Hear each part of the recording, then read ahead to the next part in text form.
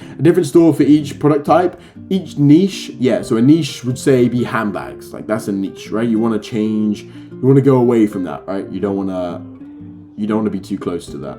Oh, fuck. Yeah, you want to get away, you want to get from that. Different niche, different store, right? So like candles is one niche for a store.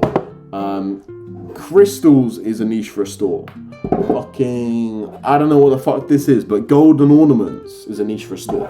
So these all would, that would be 3 stores right there. Make sense? Yeah, G, got 2 ads running and 2 more getting warmed up right now. Okay, good. Super good, bro. Should dead listings be deleted or edited? Change a few things and publish again? It depends on how high effort you want to go with it.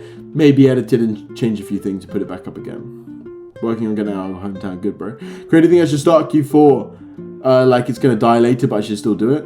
Craig, do you think I should start a store for Q4 like it's going to die later? What do you mean die later? What do you mean? No worries, radio. Top 3 niches for a beginner. Just do jewelry, G.